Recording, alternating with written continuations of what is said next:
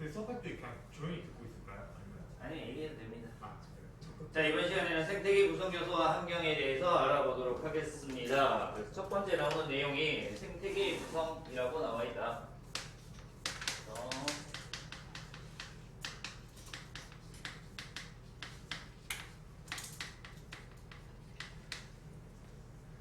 자, 생태계가 뭐냐? 일단 생태계에 대한 정의부터 보도록 하겠습니다. 생태계란 그냥 이렇게 하면 돼요. 생물이 있고요.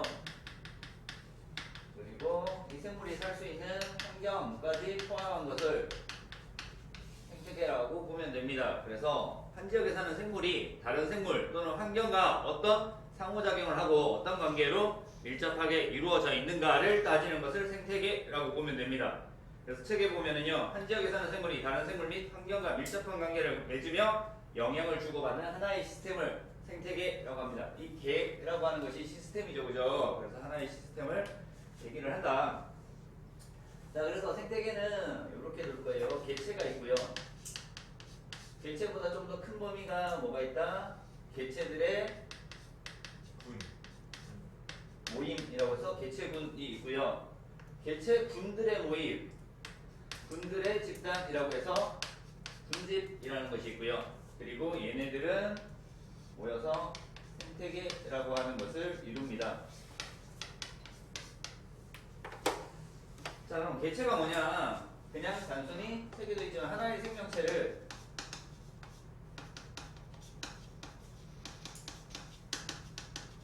개체라고 얘기를 해. 자, 개체군이 뭐냐? 개체군은요, 개체들이 모여있는 집단인데요. 같은 종의 생물이 모여있는 집단을 개체군이라고 얘기를 합니다. 그래서 일정한 지역에 같은 종의 생물들이 모여있는 것을 개체군이라고 얘기를 하고요. 자, 군집이에요. 이 개체군들이 여러 개가 있겠지. 같은 종들이 모여있는 개체군들이 A라는 개체군, B라는 개체군, C라는 개체군들이 있을 겁니다. 얘네들이 군들이 집단 모여있다라고 해서 군집이라고 하고요. 얘는요, 서로 다른 종의 개체군들의 집단이다라는 거. 자, 여기까지가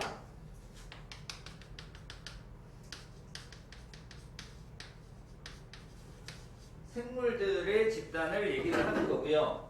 생태계가 되면은요, 이 생물들에다가 뭐까지? 무기 환경까지 포함한 것을 생태계라고 얘기를 합니다. 그렇죠? 그래서 생물과 환경이 밀접하게 영향을 주고받는 하나의 시스템을 생태계라고 얘기를 한다. 됐습니까? 책에는 바로 생태계의 구성 요소 나오는데 왼쪽에 잠깐 볼게요. 생태계의 종류라고 해서 나와 있습니다.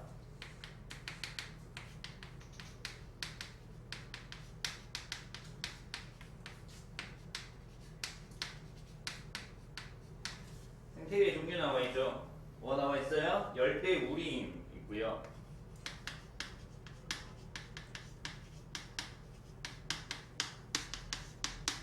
산림, 그리고 초원, 갯벌, 사막, 연못, 공원, 어항 이런 것들이 있더라고요. 연못, 공원, 어항 등등등 이렇게 있어요. 자, 그러면 뭐만 있으면 생태계라고 한다? 생물이 있고요. 그리고 생물이 살 수 있는 뭐까지 있으면 환경만 있으면 생태계라고 얘기를 해. 그래서 이렇게 만들어진 자연에서 만들어진 생태계도 있고요. 이렇게 만들어진 인위적으로 만들어진 생태계들도 있더라. 사람이 만든 생태계들도 있다 라는 거 알면 되고요. 되게 큰 범위의 생태계들 있죠. 열대우림, 산림, 초원, 갯벌, 사막 같은 이렇게 되게 큰 범위의 생태계도 있고요. 어항처럼 작은 범위, 공원이나 어항처럼 작은 범위의 생태계도 있습니다. 이런 식으로 크기에 따라서는 자연적으로 만들어졌는지 인위적으로 만들어졌는지 이런 것들 나눠서 그냥 봐두면 된다. 생태계의 종류 이렇게 봤습니다. 네, 두 번째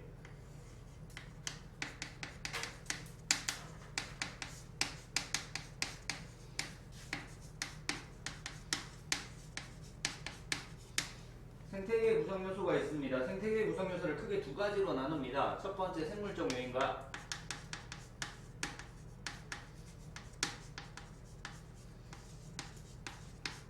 두 번째 비생물적 요인이라고 해서 나눕니다.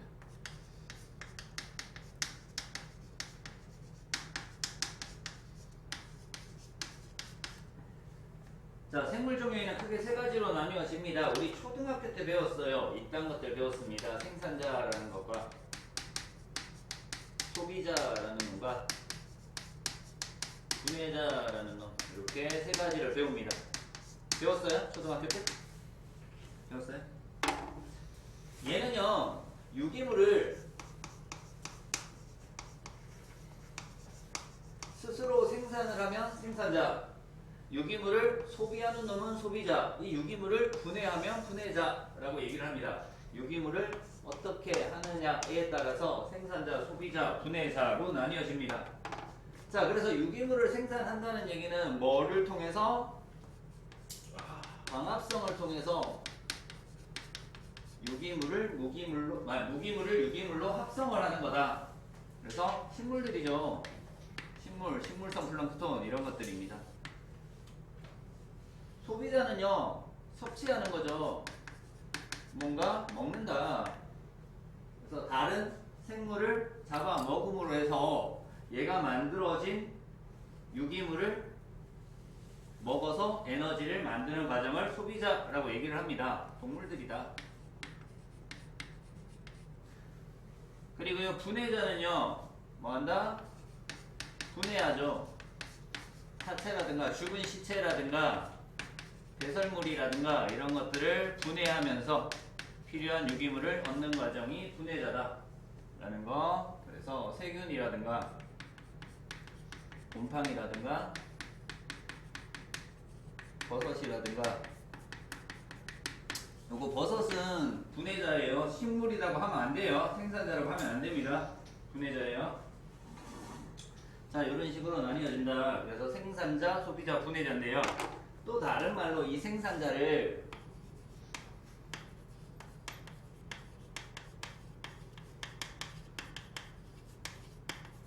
독립영양생물이라고 하기도 합니다. 스스로 양분을 만든다. 유기물을 만들어서 혼자서 살아갈 수 있는 생물이라고 해서 독립영양생물. 그리고 소비자하고 분해자는 종속영양생물이라고도 얘기를 합니다. 그래서 이렇게 생물적 요인 세 가지, 생산자, 소비자, 분해자 이런 것들 알아두면 됩니다. 자, 비생물적 요인입니다. 비생물적 요인을 다른 말로 환경이라고 얘기를 하죠. 무기환경이라고 얘기를 해요. 유기물이 아니라 무기환경이다 라고 얘기를 하고요. 5가지 정도 배울 겁니다. 빛, 온도,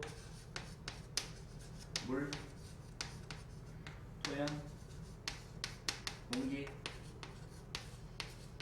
이렇게 5가지 정도 배울 거고요. 빛에서는요, 빛의 세기, 파장, 일조시간, 낮의 길이 이런 것들 배울 거죠. 그래서 빛은 좀 더 세부적으로 이렇게 3가지 정도 배우겠다. 그래서 생물적 요인과 비생물적 요인 이렇게 있다 라고 알면 됩니다. 됐습니까? 여기까지? 자, 다음 밑에 보면은 뭐 나와 있다? 생태계 구성 요소 간의 관계라고 나와 있습니다.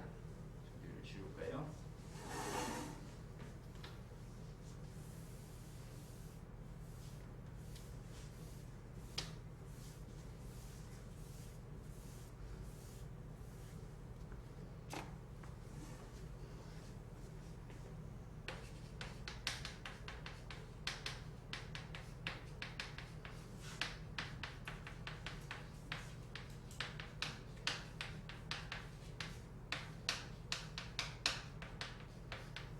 생태계 구성 요소 간의 관계에 있는데요. 저기 그림 보면 일단 생태계라고 하는 큰 테두리가 있어요. 그죠?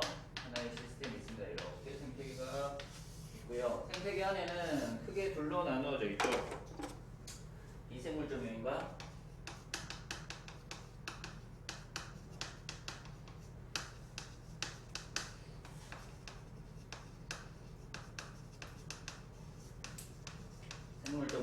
이렇게 나누어집니다. 그래서 생물적 요인을 따로 이렇게 묶었고요. 나머지는 환경 요인, 비생물적 요인이다 이렇게 둔 거예요. 자, 그리고 생물적 요인은 다시 뭐랑 생산자랑 소비자랑 분해자랑 얘네들이 존재를 하더라 이렇게 되겠죠. 자, 비생물적 요인은 뭐 빛, 온도, 공기, 태양, 물, 뭐 이런 것들이 있어요. 자, 그래서 비생물적 요인이 생물적 요인한테 어떤 영향을 줘요. 빛의 세기가 강할 때 광합성이 활발하게 일어난다.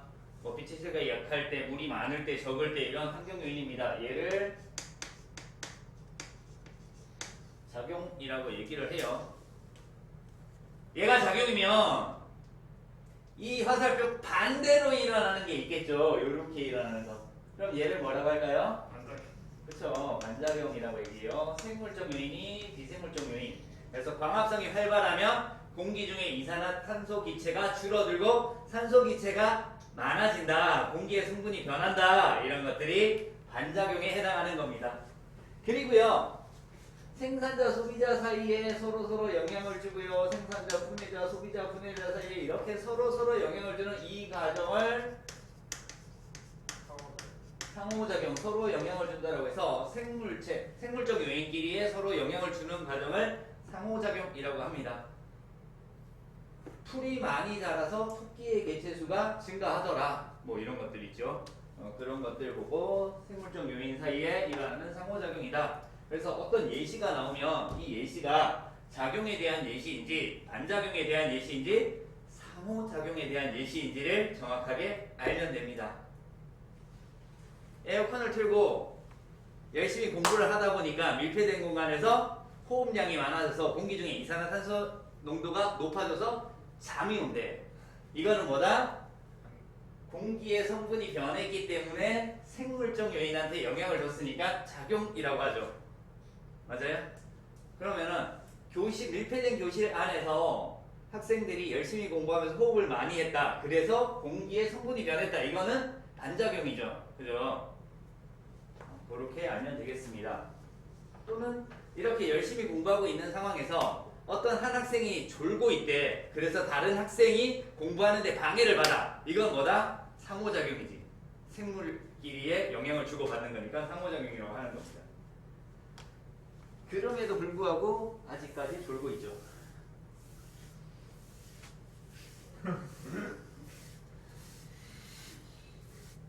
나? 너? 너지? 자, 이렇게 해서 생태계 구성 요소 간의 관계까지 알아봤습니다. 다음 페이지 보면은 문제가 있어요. OX 문제랑 빈칸 넣는 문제 있습니다. 요거 빠르게 풀어보세요.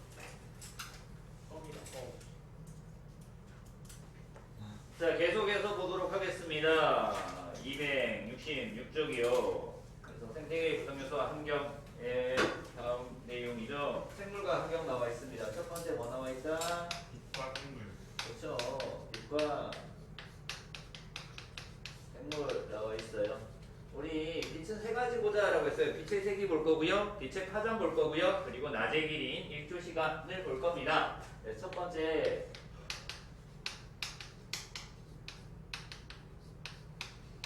빛의 색이라고 나와 있어요.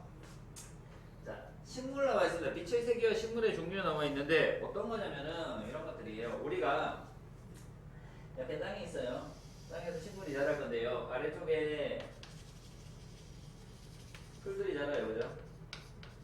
풀들이 자랄 거고요. 이렇게 좀 작은 나무들이 이렇게 자랄 겁니다. 그죠? 작은 나무를 관목이라고 얘기를 해요. 작은 나무들이 자랄 겁니다. 사람의 키보다 좀 작은 나무들을 관목이라고 얘기를 하고요. 자, 이제 큰 나무들이 이렇게 자랄 겁니다. 큰 나무들이 이렇게 자랄 거예요.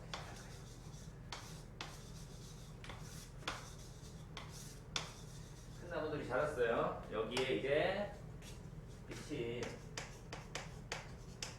들어올 거잖아요. 그러면 빛이 여기 있는 많이 들어올 거고요. 그렇죠? 그리고 아래쪽에는요. 빛이 어떻게 들어온다? 이해되나요? 여기까지? 자, 그러면 빛이 많이 들어올 때 식물의 적응과 빛이 적게 들어올 때 식물의 적응을 볼 거야. 그래서 빛이 많기 때문에 이 많은 빛을 이용해서 최대한 효율적으로 광합성을 해야 돼. 빛이 많든 적든 뭐는 해야 된다? 우리 광합성은 해야 될 거잖아요. 광합성은 잎의 엽록체에서 일어납니다. 그래서 빛이 많이 들어오면 잎에 있는 엽록체가 많아집니다. 그래서 울타리 조직이 발달을 하죠. 울타리 조직이 뭐예요? 그러지 마요. 울타리 조직, 해면 조직, 표피 조직 다 배웠습니다. 중학교 때. 울타리 조직에는 엽록체가 많다. 그래서 빛이 많이 들어오는 데서는 최대한 엽록체를 많게끔 적응을 해서 광합성이 좀 더 활발하게 일어나게끔 만들어주는 것이 잘 깼네. 빛이 많을 때고요. 이러한 식물은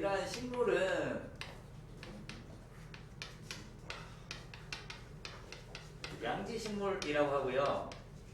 이렇게 적응한 잎은 양엽이라고 얘기를 합니다. 양이라고 하는 볕 양자를 써 햇빛이 많이 들어올 때의 적응하는 식물 또는 잎 이렇게 해서 양지식물 양엽이라고 하고요. 그러면 적게 들어올 때는 어떻게 해야 돼? 적게 들어오기 때문에 이 적은 빛을 최대한 효율적으로 사용을 해야 된단 말이야. 그치? 그래서 잎이 넓고 일단 얘는 두껍다. 울타리 조직이 발달하니까 잎이 두껍고요. 얘는 넓고 얇다. 넓어야지 표면적이 넓어서 최대한 효율적으로 빛을 받을 수 있고요. 얇아야지 어떻게 돼? 투과가 될 수 있는 겁니다. 안 그래도 빛이 적은데 누가 다 차단을 해버리면 아래쪽에서 광합성을 못하기 때문에 최대한 얇게 투과될 수 있도록 어느 정도 투과될 수 있도록 만들어주는 겁니다. 이렇게 적응한 식물은 음지식물이라고 얘기를 하고요. 같은 식물에서 이렇게 적응한 잎을 음엽이라고 얘기를 한다. 그래서 잎이 이렇게 생겼다라는 거 책에 그림에 나와 있으니까 보면 돼요. 두껍게 울타리 조직이 발달한 것을 빛이 많을 때 적응한 양엽, 양지식물 될 거고요. 잎이 넓고 얇게 나타나는 것을 음엽이라고 하고요. 음지식물로 나타나는 거다. 중에서 높은 애도 나타나는 뭐라고요?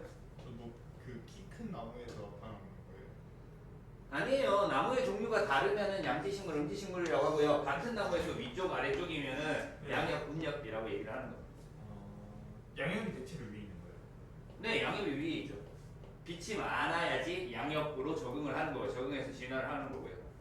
빛이 적은 음력으로. 그쵸. 음엽으로 되면 얇고 넓게 돼서 최대한 빛을 많이 받아서 광합성을 할 수 있게끔 적응을 하는 것이 음엽이다.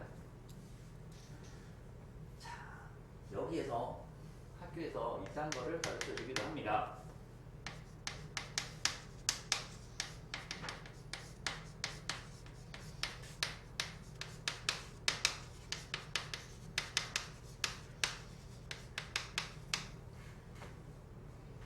생투에 나오는 내용인데요.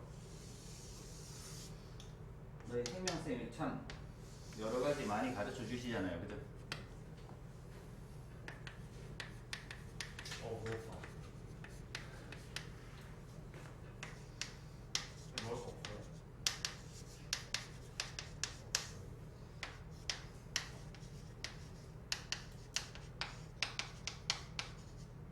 CO2 흡수하는 것을 광합성량이라고 하고요. CO2 방출하는 것을 호흡량이라고 얘기를 할 거예요. 자, 이때 그래프가 이렇게 나타날 겁니다. 빛의 세기에 따라서 이렇게 나타나요. 기체의 이산화탄소 방출량, 흡수량 나타나는데, 자, 빛의 세기가 0이다. 빛의 세기가 0이면은 뭐만 일어나? 호흡만 일어날 거잖아요. 그래서 0에서부터 이만큼 CO2 방출량 이만큼을 호흡량이라고 얘기를 합니다. 자, 그리고요. 여기서부터 여기까지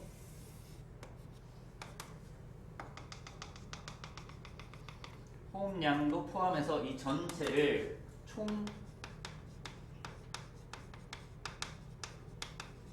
광합성량이라고 얘기를 해요. 전체 광합성량. 이때 총 광합성량에서 호흡량을 빼서 남은 요만큼을 순광합성량이라고 얘기를 합니다. 자, 광합성을 생산이라고 생각을 하면 되고요. 총생산량, 순생산량 이렇게 보면 되고요. 호흡은 소비량이다 라고 이해를 하면 됩니다. 그래서 얼마만큼 만들고 내가 얼마만큼 사용하는가, 그러면은 당연히 생산하는 양이 더 많아야지 살 수 있는 거지, 소비되는 양이 많으면 살 수 없습니다. 자, 그리고요, 요때 호흡량과 광합성량이 같아서 0이 되는 지점이잖아요. 그죠? 이때 빛의 세기를 모상점이라고 하고요. 얘는 호흡량과 광합성량이 같은 빛의 색이다. 그래서 여기서는 생존은 가능해. 생산하는 만큼 소비를 하니까. 근데 여기서 생장은 불가능해. 남아야지 자라는 데 사용할 건데 생존하는 데만 에너지가 다 사용되고 없어지기 때문에 생장하는 데는 에너지가 부족하다. 여기는 자, 광합성량이 점점점 증가하다가 더 이상 증가하지 않는 이 부분을 빛이 포화된 지점이라고 해서 광포화점이라고 얘기를 합니다. 광포화점이라고 얘기를 하고요. 보상점을 기준으로 보상점보다 빛의 세기가 작으면은 생존이 불가하다. 크면은 생존도 가능하고 생장까지 가능하다라는 거 알면 됩니다. 있습니까? 자, 요렇게 하나 나올 수 있고요. 여기에 그래프가 이런 형태의 그래프가 하나 더 나올 수도 있습니다. 그러면 얘는 빛의 세기가 작아도 잘 자라니까 이 파란색이 음지식물에 해당하는 그래프고요. 이 빨간색이 양지식물에 해당하는 그래프. 그래서 빛의 세기가 좀 작아도 이때 빛의 세기에서는 음지식물은 자랄 수 있지만 양지식물은 생존할 수 없다. 뭐 이런 것들까지 알려줍니다. 근데 기본적인 그래프 정도만 알고 넘어가자. 학교에서 좀 더 가르쳐주면 그때 좀 더 자세하게 해줄게요. 됐습니까? 일단 이런 그래프도 나오더라.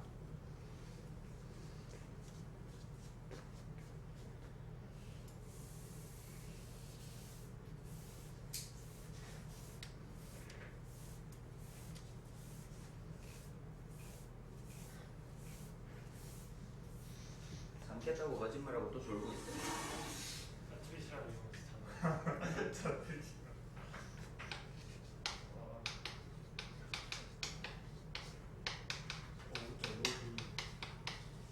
아니 학교에서 애들 다 쓰니까. 하나씩 잠도 잘 안 자는데. 자, 빛의 파장과 색을 보도록 하겠습니다. 일단 가시광선의 스펙트럼을 일단 좀 볼게요. 그래서 빛의 스펙트럼을 이렇게 나타내겠습니다. 연속 스펙트럼이고요. 여기를 빨간색이라고 둘 거고요. 빨초 파 이렇게 둘게요. 자, 빨간색으로 갈수록 빛의 파장이 길어져요. 파란색으로 갈수록 빛의 파장이 짧아집니다. 파장이 길어진다는 얘기는 에너지가 적다라는 얘기예요. 파장이 짧다는 것은 에너지가 많다라는 얘기입니다. 그래서 파장이 짧을수록 에너지가 많기 때문에 투과도가 높은 거고요. 얘는 에너지가 작기 때문에 투과되는 정도가 작은 겁니다. 자, 그래서 이제 바다의 깊이에 따라서 빛의 파장과 양이 다르기 때문이다 라고 나와 있어요.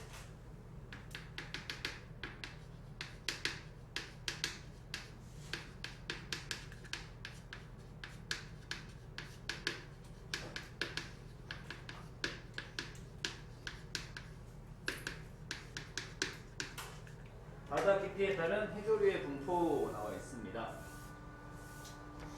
바다를 이렇게 넣어놓은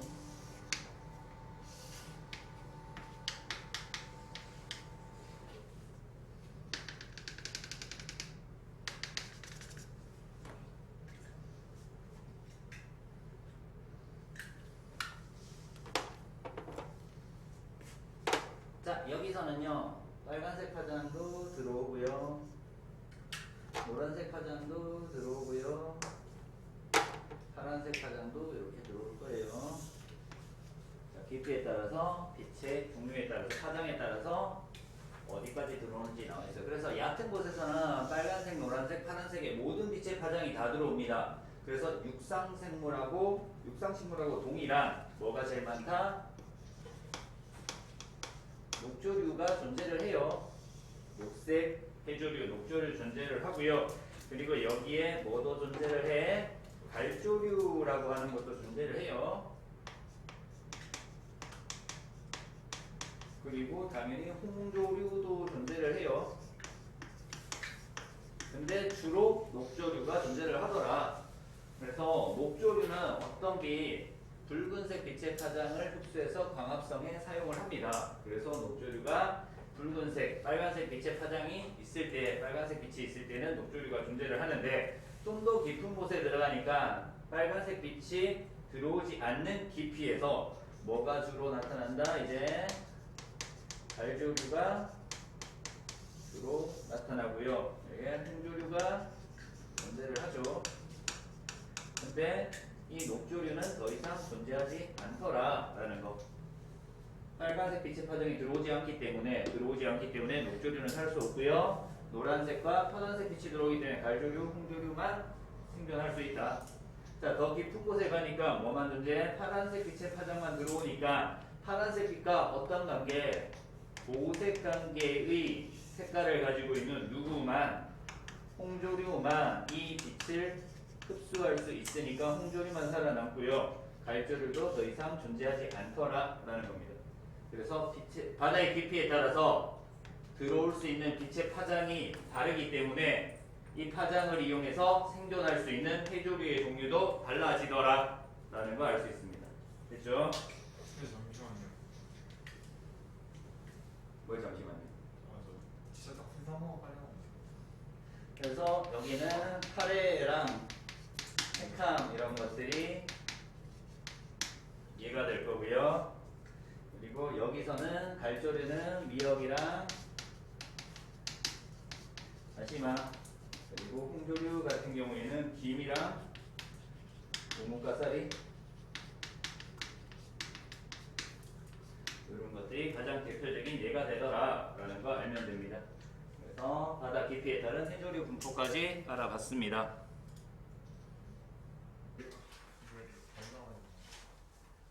자, 빛의 파장과 광합 성량을 볼게요. 좀 전에 빛의 세기와 광합 성량을 봤어, 그지? 그래프 하나 봤었고요. 빛의 파장과 광합 성량인데 빛을 백색광을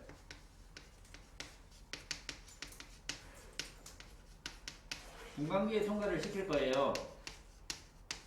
분광기는 빛을 분산시키는 기구죠. 프리즘 같은 거 통과시키면은 어떻게 돼요? 뭐 여기서 나눠져서 여기에 빨간색부터 시작을 해서 이쪽에 무슨 색까지? 보라색까지 이런 식으로 들어갈 겁니다. 빨주노초 파남보 이렇게 들어가겠죠. 자, 이렇게 되면은 호기성 세균이 고르게 퍼져 있다가 빛 때문에 얘가 뭘한다? 녹조류인 핵함이 뭘한다? 광합성을 하겠죠. 광합성 결과 어떤 기체? 산소 기체가 많이 발생을 할 겁니다. 그럼 산소 기체가 많이 발생한 곳에 호기성 세균이 어떻게 된다? 모이겠죠. 많이 모일 거예요. 산소를 좋아하는 세균이니까 산소를 이용해서 호흡하는 세균이기 때문에 산소가 많은 쪽으로 모일 겁니다. 그래서 이 호기성 세균이 어디에 모였는지 봤더니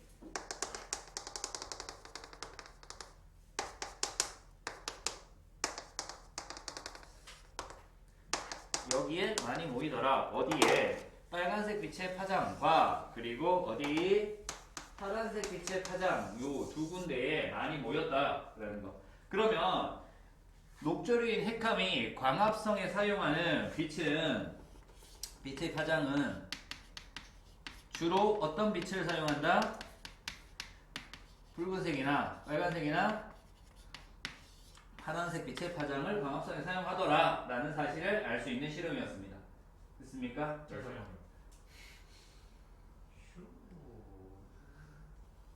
저게 뭐라고요? 얘네들이 모인 거라고. 이 부분에 모여있고 이 부분에 모였다고. 빨간색 부분에 많이 모이고 파란색 부분이 많이 모였다고. 초록색 파장이 안 되고요. 파란색이 초록, 빨간색, 파란색, 노란색 파장. 그러면 빨간색이나 파란색 파장에서 뭘 많이 했다는 거야? 광합성을 많이 했다는 얘기지. 산소가 많이 생겼으니까 얘네들이 많이 모인 거라고. 제발 수업을 좀 들어요. 네. 너무 어려운데요. 그니까요. 이거 토마토 수준 맞아요? 생투에 나와요. 그렇죠? 아 뭐야. 이상하다. 이제 나는 할 게 아니야 라고 말 한번 해줄게요. 아난 절대 안 할 거야. 현선 안 할 거야. 토마토 끝나고 생명이라고 했어. 끝 대신 볼일 오는 거.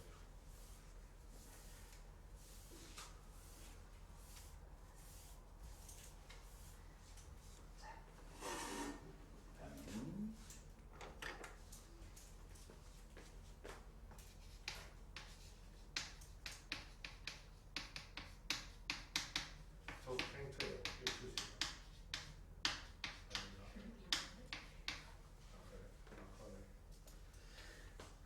다 생투였으면 1조 시간 보도록 하겠습니다. 1조 시간은요, 낮의 길이를 1조 시간이라고 얘기를 해요. 우리가 계절이 변하잖아요. 계절이 변해요. 어떻게 변해요? 여기서 봐봐요. 겨울, 그 다음 봄, 오 똑똑한데, 여름,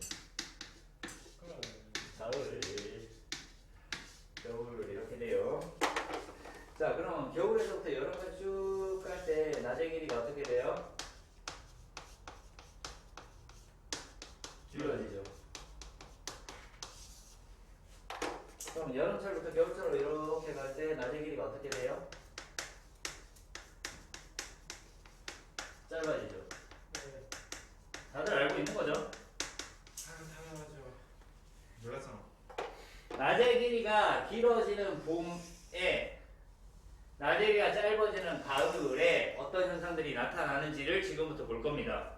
됐죠? 자, 그래서 첫 번째 나오는 것이 뭐 1조 시간은 첫 번째라기보다는 보기 동그라미 1번에 어디에 영향을 준다? 동물의 생식 그리고 식물의 꽃피는 시기 개화에 영향을 줍니다. 오. 주원이는 저 요거 있어. 아이고 어디가 난 거였어? 자, 그래서 동물의 생식은 책에 보면은 1조 시간이 어디에 조류나 새, 포유류의 뭐에 성호르몬 분비에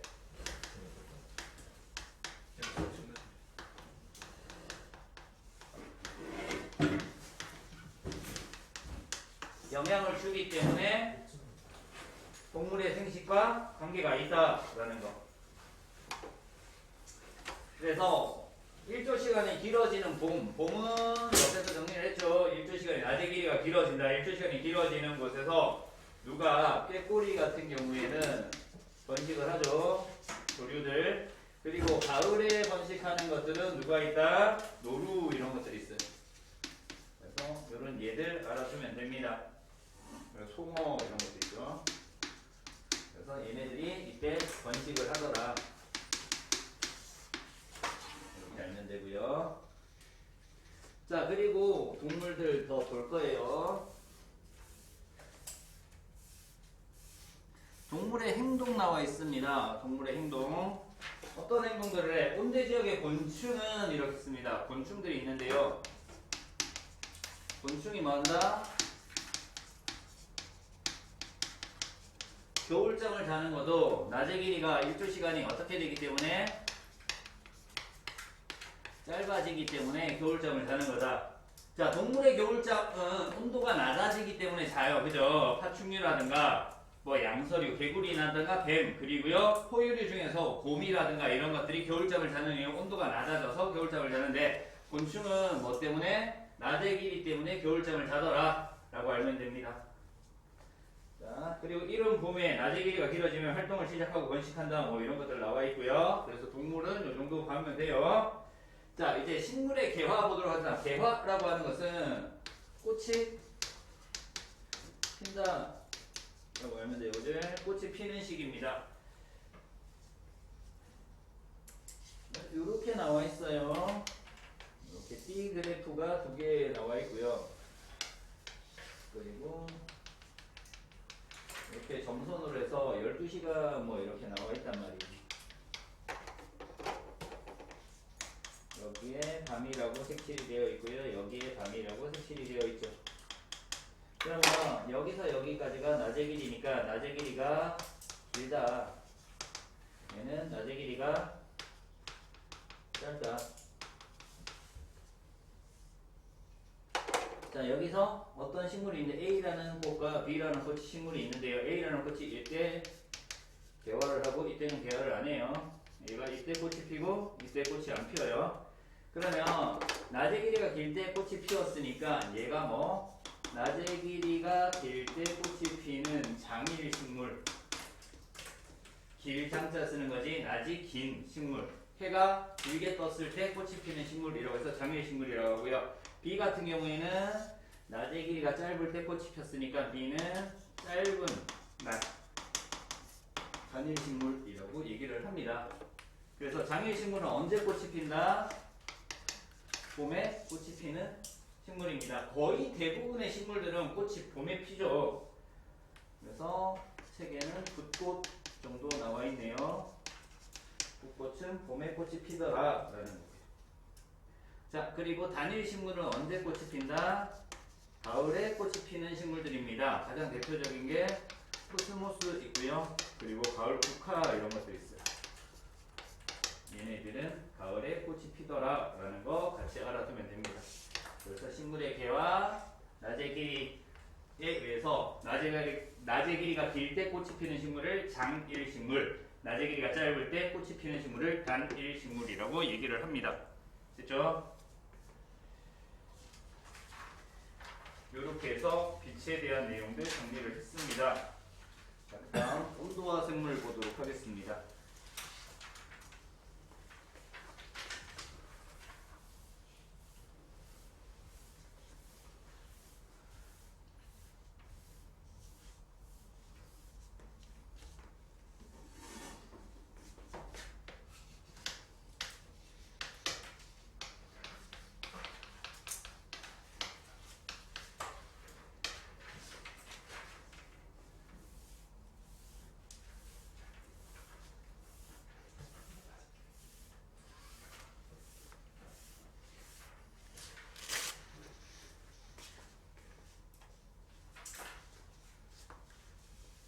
자, 온도와 생물을 볼 건데요. 첫 번째에 나오는 것이 동물 나오는데 온도와 생물 바로 밑에 물질대사에 대해서 나와 있습니다. 그래서 물질대사를 좀 보고 넘어갈게요. 우리 앞에서 다 했던 내용이죠.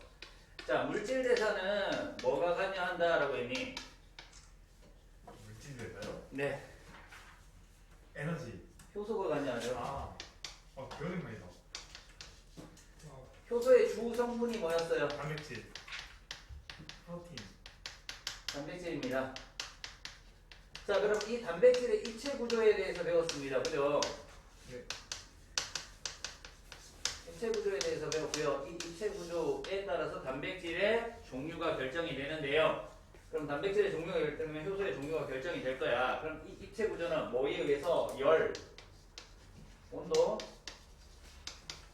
그리고 pH에 의해서 변한다라고 우리 배웠죠. 맞아요? 그래서 온도에 의해서 단백질의 입체 구조가 변하면 효소의 기능을 잃어버리기 때문에 물질 대사가 제대로 일어나지 않는다. 그러면 생물은 뭐에 영향을 받는다? 온도에 영향을 받는다라는 걸 알 수 있습니다. 됐습니까? 자, 그래서 첫 번째 동물부터 볼 거예요.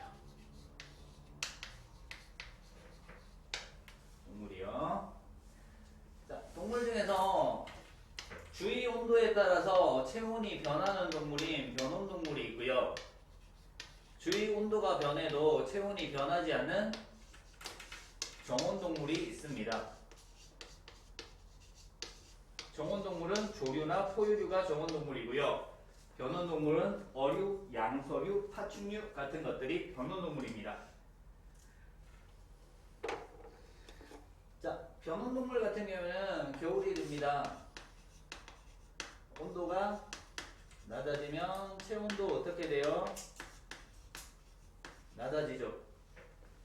체온이 낮아지니까 효소의 기능이 제대로 일어나지 않습니다. 그래서 물질 대사가 잘 일어나지 않는다. 그렇기 때문에 뭐 해야 된다? 얘네들은 땅속에 들어가면 조금은 뭐하다? 따뜻한 곳에서 뭐한다? 겨울잠을 잔다. 됐습니까? 그래서 개구리나 뱀 이런 것들. 자, 그리고 변온동물 중에서 니마쿠아 카멜레온 있습니다.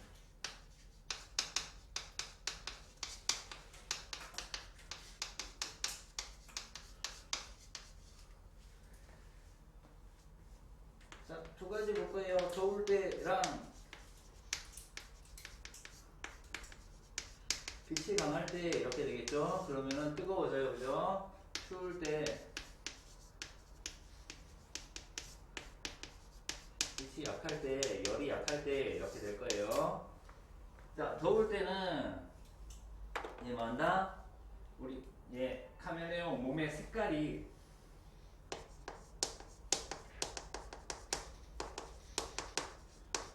밝게 만들어서 반사시킵니다. 그래서 열을 반사시키기 때문에 체온을 낮춰주는 역할을 하고요. 추울 때는 이 몸의 색깔을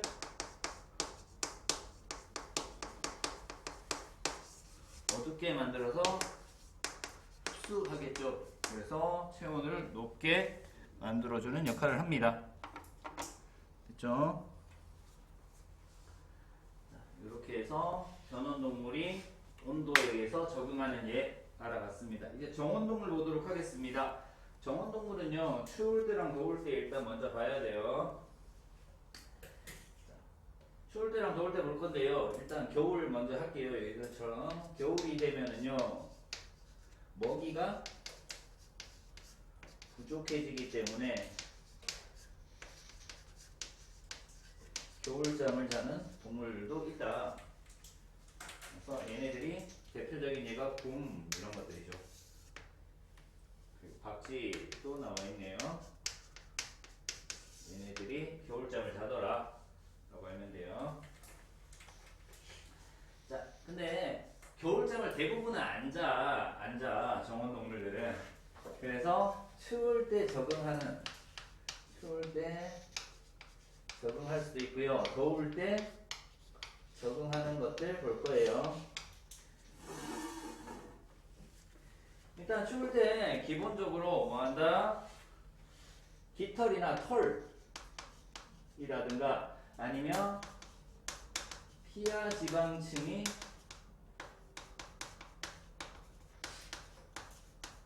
두꺼워지기 때문에 추위를 견딜 수 있다라는 거, 열이 빠져나가는 것을 막는다. 요거 기본적인 거 하고요. 그리고 난 다음에 뭘 볼 거냐? 여우 볼 거예요. 여우. 그래서 온대 여우가 있고요. 추울 때는 북극여우, 추운 데서 사는, 그리고 더운 데 사는 사막여우, 이렇게 세 가지를 비교해서 볼 거예요. 추운 곳에 사는 북극여우는 춥기 때문에 열 방출량을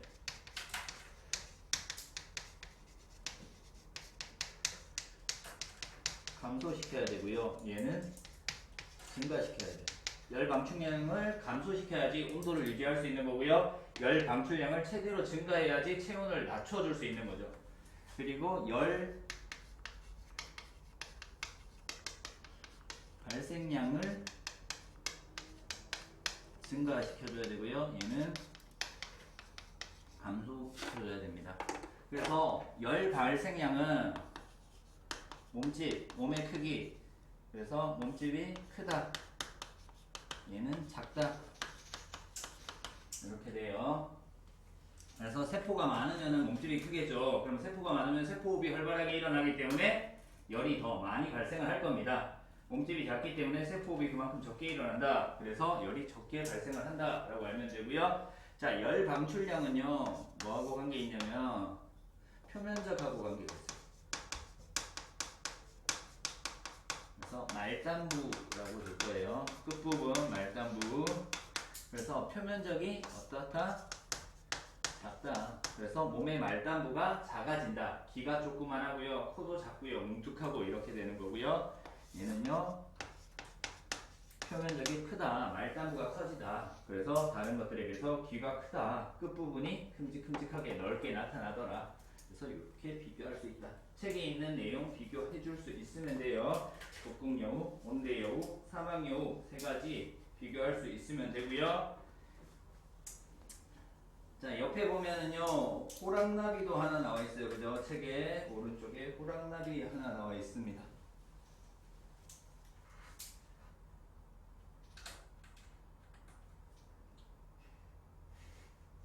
자, 봄에 부화를 한, 그러니까 겨울을, 추운 겨울을 지나고 봄에 알을 깨고 애벌레 번데기 시기를 거쳐서 나온 호랑나비는 크기가 작고 색깔이 선명하지 않은데, 여름에 부화되어서 나온 호랑나비는요 따뜻한 봄을 거쳤기 때문에 좀 더 따뜻한 곳에서 성장 속도가 빠르고요 좀 더 커지고 색깔도 뚜렷하게 나타나더라 라는 거. 온도에 의해서 크기라든가 색의 선명도가 달라진다 라는 거.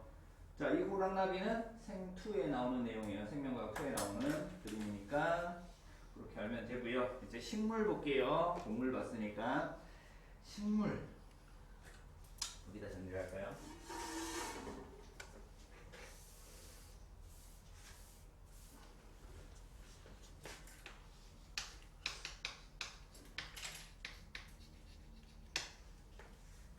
식물이요. 자, 기온이 매우 낮은 툰드라라고 나와 있어요. 툰드라. 기온이 낮다. 자, 여기서 사는 식물은 털송이풀이라고 얘기를 해요. 그죠? 뭐가 있을까? 식물에 뭐가 나 있다? 털이 나 있다. 그래서 보온을 해주더라 라는 거. 그래서 이 털이 보온, 체온을 유지하는 역할을 해준다 라는 거 알면 되고요. 그리고 낙엽수랑 상목수랑 이렇게 두 가지를 비교해서 볼 거예요. 낙엽수는요 잎을 떨어뜨리는 거예요. 잎이 있을 때는 표면적이 넓은 상태야. 맞아요? 잎의 표면적까지 포함을 했을 때 식물의 표면적이 전체적으로 넓은 상태입니다. 그래서 낙엽, 잎을 떨어뜨림으로 해서 뭐를 줄여준다? 표면적을 작게 해줘서 열 방출량을 줄여주는 역할을 하는 거죠. 그래서 추위를 견딜 수 있도록 하는 거다. 자, 근데 상록수는요 사계절이 푸른 나무를 상록수라고 합니다. 그래서 잎에 뭐가 있다?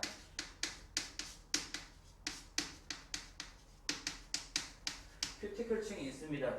그래서 잎이 두껍고 표면이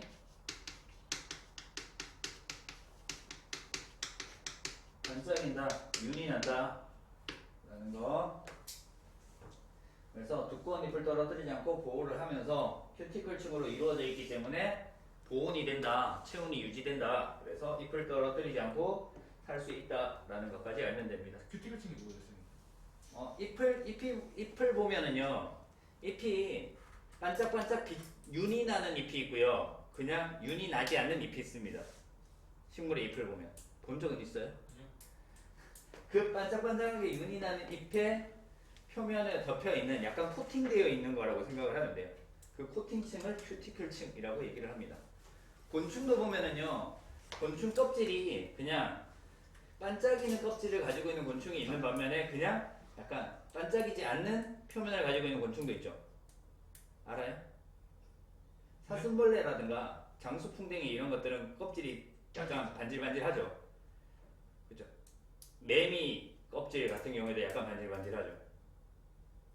본 적이 없어요? 내 눈이 반질반질해?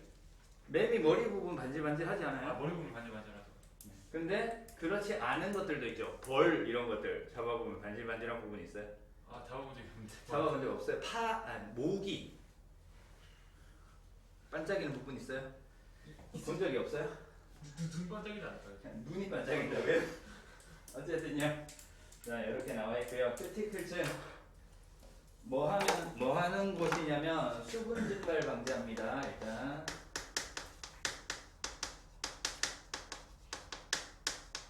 수분 증발 방지하는 기능이 있고요. 그리고 몸을 보호하는 기능. 두껍기 때문에 식물의 몸을 보호하는 기능. 뭐 이런 것들. 큐티클층. 네. 자 이렇게 해서 낙엽수랑 상록수까지 알아봤습니다. 낙엽수의 대표적인 예가 단풍나무 이런 것들이고요. 단풍나무나 은행나무 이런 것들이고요. 상록수의 대표적인 예가 동백나무 있습니다.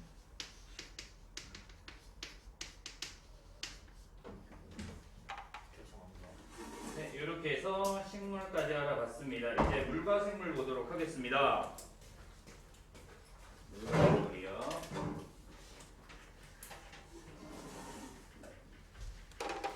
지울게요.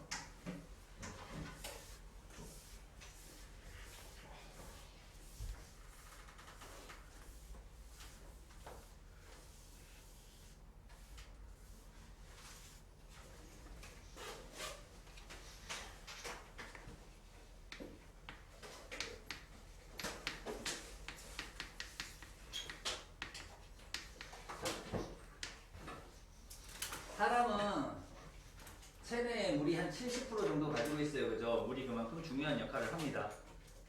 그래서 수분 손실을 막아줘야 되고요. 그리고 체내의 수분을 어느 정도 일정하게 유지를 해야지 살아갈 수 있다. 그래서 첫 번째 나오는 것이 동물의 적응 나와 있죠. 동물이요.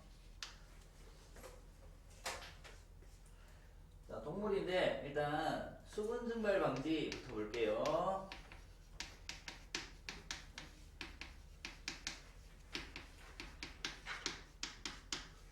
동물에서 수분 증발 방지합니다. 곤충.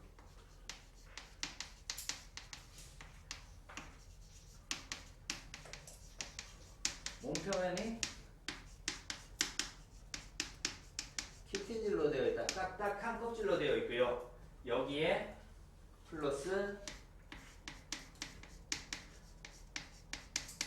큐티클층이 포함된 경우도 있더라. 얘는 코팅이 되어 있는 거예요. 그래서 딱딱하기 때문에 수분 손실을 줄여주고요. 코팅까지 되어 있기 때문에 수분 손실을 더 줄여줄 수 있다. 라는 겁니다. 파충류.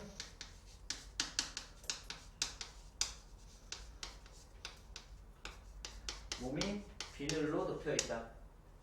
표면이 비늘로 덮여 있기 때문에 수분 손실을 막아준다.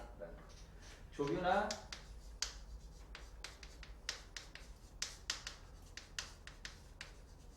파충류의 알은 단단한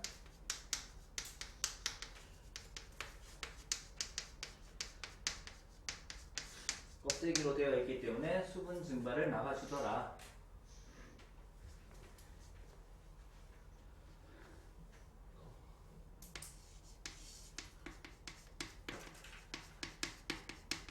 자, 수분 손실을 최소화시킬 겁니다.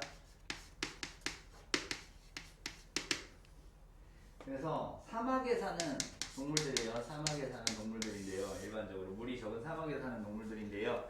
땀을 흘리지 않습니다.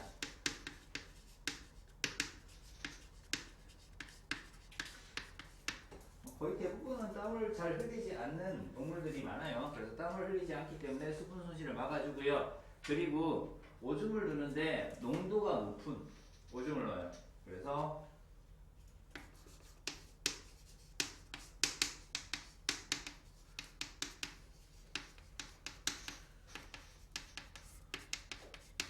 농도가 진하다는 얘기는 물의 양이 적다라는 얘기죠.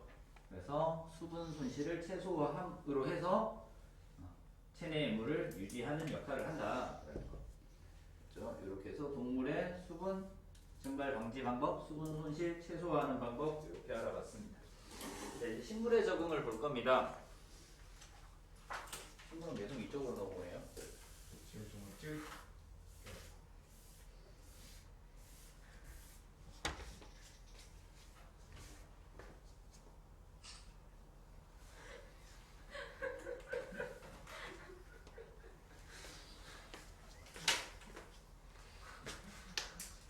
왜 다른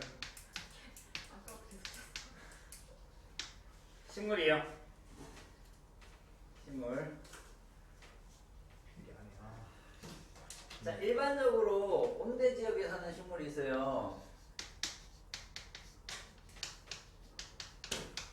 온대 지역에 사는 식물이 있습니다. 그냥 일반적인 육상식물이라고 생각을 하면 되고요. 얘는 뿌리나 줄기나 잎이 고루 발달되어 있다. 물의 양이 적당하기 때문에 뭔가 특별히 발달되어 있는 부분은 없습니다. 근데 수생식물이 있고요. 물에서 사는 식물이고요. 그리고 건생식물이 있습니다.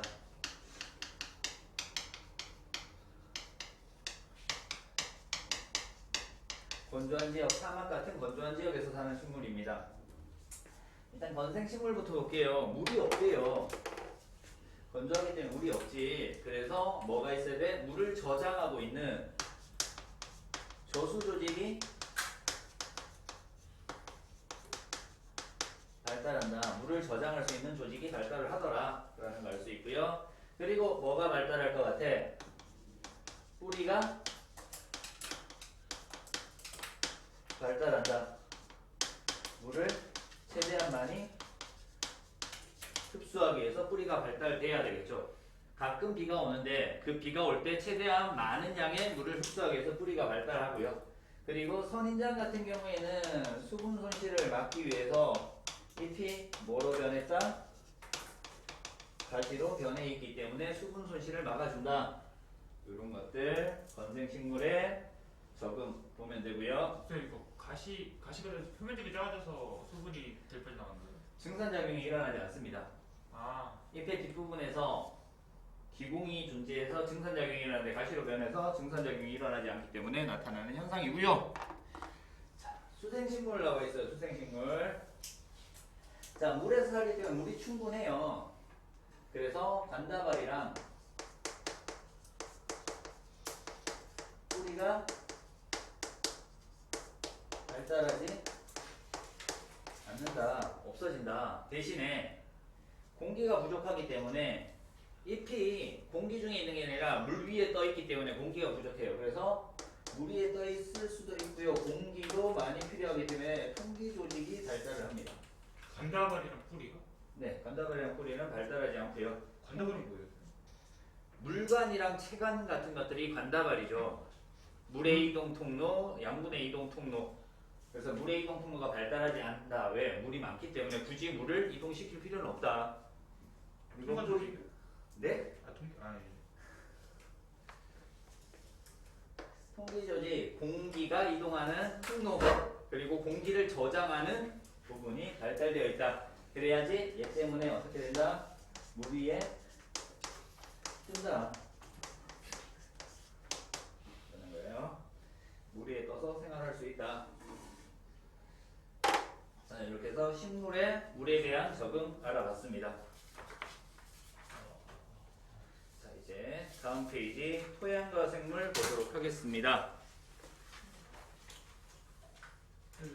옛날에 했던 거죠. 처음 보면 옛날 처음. 자, 옛날에 처음 보면. 자, 처음 보고 있어. 계속해서 예? 알아요. 토양과 생물 보도록 하겠습니다. 그냥 집에 가서 좀 자다가 VS하게 덮치고 있어.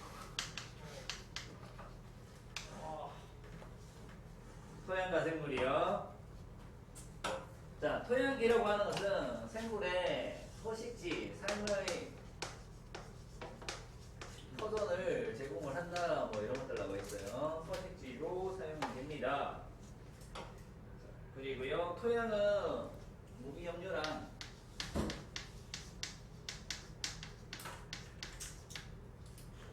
그리고 공기, 수분 함량 이런 것들에 의해서 토양의 질이 달라집니다. 그래서 생물에 영향을 주더라, 얘네들에 의해서.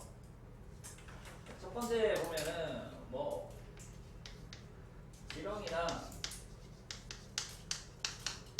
두더지 이런 것들이 땅을 파요. 그래서 토양의 통기성, 기체가 이동할 수 있는 성질을 높여줍니다. 그러면 공기가 많이 순환이 되기 때문에 이 공기를 이용해서 살아갈 수 있는 땅속 생물들이 잘 살 수 있게 되는 거죠. 됐나요? 여기까지? 토양의 통기성이요. 네, 통기성이요. 기체가 통과할 수 있는 성질. 그래서 산소를 필요로 하는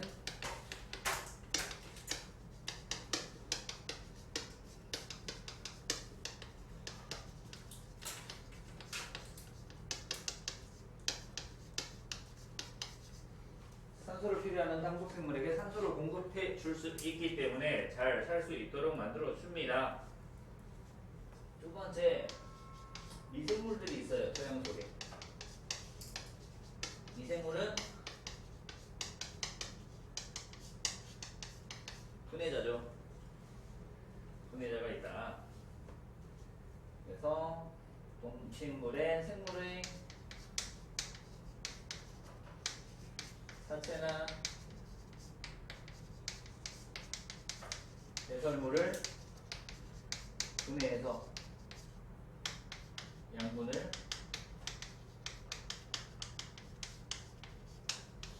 제공하는 역할을 하는 거죠. 세 번째,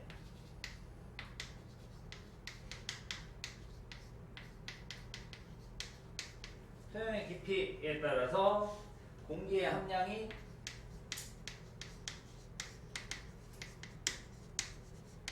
다르다. 그래서 깊이가 얕은 곳, 깊지 않은 곳은 공기 함량이 많다. 공기 함량 누구? 산소가 많다라고 생각을 하면 돼요. 공기 중에 산소가 많다라고 하면 되고요. 그래서 여기서는 산소를 좋아하는 세균이 호기성 세균이 살 수 있고요. 토양의 깊이가 깊으면요, 산소의 양이 적어지기 때문에 산소 호흡을 하지 않고 무산소 호흡을 하는 성기성 세균이 존재를 한다. 그래서 토양의 깊이에 따라서 존재하는 세균의 종류가 다르다. 환경이 달라지기 때문에 생존하는 생물의 종류도 달라지더라 라고 알면 됩니다. 됐죠? 자, 이제 5번 공기와 생물.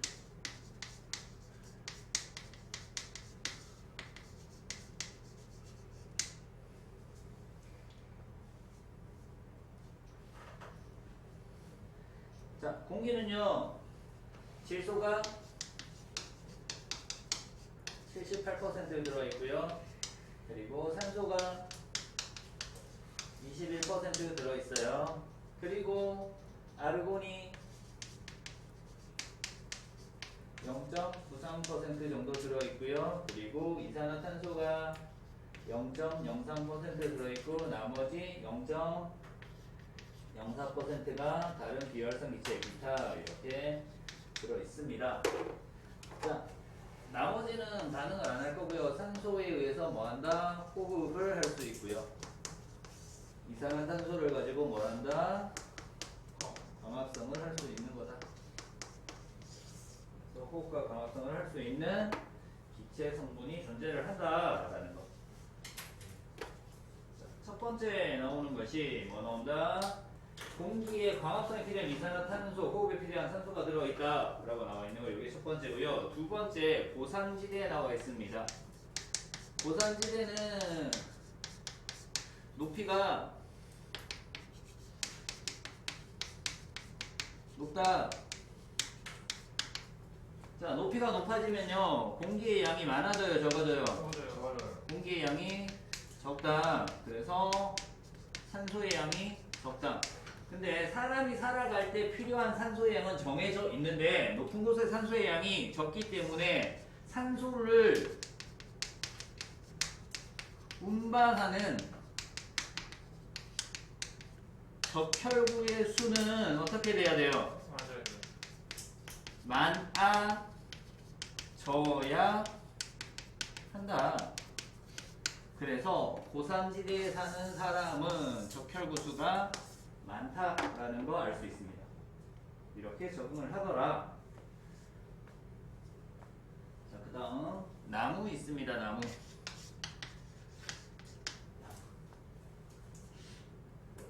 공기 성분들이 나무가 생존하는데 뭔가 해로운 역할을 합니다. 그리고 세균으로부터 보호도 해야 돼요. 세균으로부터 보호하기 위해서 나무에서 뭔가 분비하는 물질들이 있습니다. 살균 물질을 분비한다. 그래서 우리 나무 많은 데 가면 뭐 있다 그러니? 맞아요. 피톤치드 이런 것들이 있죠. 그리고 피톤치드 그 나무 쓰는 것도 다시 죽여가면서 하는 거예요. 네? 약간 피톤치드 나무 뿌리잖아요. 네. 그 나무 본인한테도 해롭대요. 아, 본인한테 해롭대요? 네. 피톤치드가 뭐예요? 먹는 거예요. 아니 약간 공기를 정화시켜주는 역할도 하고요. 그리고 알레르기를 완화시켜주는 역할도 하고요. 아토피를 완화시켜주는 역할. 피톤치드가 저희 먹을 수 있어요? 공기 중에 떠 있는 공기 성분이에요. 그럼 피톤치드 먹어가지고 먹을 수 있는 거네요? 네, 먹을 수 있어요. 피톤치드만 먹기 몰라. 없어도 딱 먹어. 필요는 있어. 자, 마지막에 6번에 나오는 인간과 생태계 나와 있습니다. 생태계는 뭐다? 생물적 요인이 있었고 환경 요인이 있는데 얘네들끼리 서로 영향을 주고받는 하나의 시스템을 생태계라고 했습니다. 인간도 하나의 생물이기 때문에 다른 생물들 그리고 환경과의 밀접한 관계가 있다. 그래서 인간이 생태계를 파괴하면은 그 생태계가 당연히 인간으로 다시 돌아오기 때문에 환경을 보존해야 된다라는 거 알아두면 되겠네요. 됐습니까? 네. 밑에 문제 5문제 있습니다. 요거 풀어보세요. 그리고 생태계의 구성 요소와 환경 내용은 여기까지 수업하도록 하겠습니다. 끝났어요? 바로 더 하나요?